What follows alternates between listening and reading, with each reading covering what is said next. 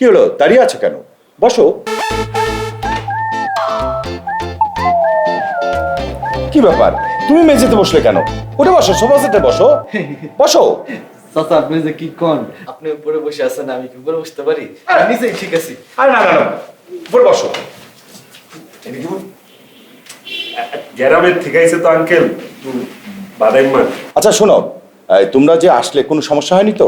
যে না, কোনো প্রবলেম হয়নি। আমি কথা বলতেছি না, একজন কথা বলেই তো হয়। আচ্ছা টমিস, তোমার কি চোখে কোনো সমস্যা আছে নাকি? যে না চাচা, কোনো সমস্যা। তাহলে এই গরমের মধ্যে সানগ্লাস দিয়ে বসে আছো ঘরের মধ্যে, খুলে রাখতে পারো। ওই যে আঙ্কেল বলছিলাম না একটু হালকা। এই পাপ্পু, তুই তো মনে করছিস যে চশমাটা পরে থাকুন লেগে, এখন আবার কি বুঝেছ আমার? কইছি দুজন বড় মানুষ কথা কইতেছেন, মাঝখানে পাসপোর্ট না ঢুকে লয় না না। তোমরা কিন্তু অনেক দূর থেকে জার্নি করে এসেছো, আর এখন কথা না বলে তোমরা বিশ্রাম নাও, খাওয়া দাওয়া করো, তারপরে কথা হবে, ঠিক আছে? ঠিক আছে আঙ্কেল, আপনি যেটা বলেন সেটাই।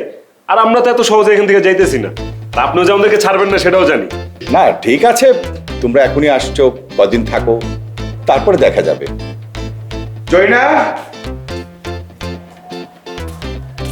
ওদিকে নিয়ে যাও ভিতরে। আসেন, আপনাদের রুমে নিয়ে যাই।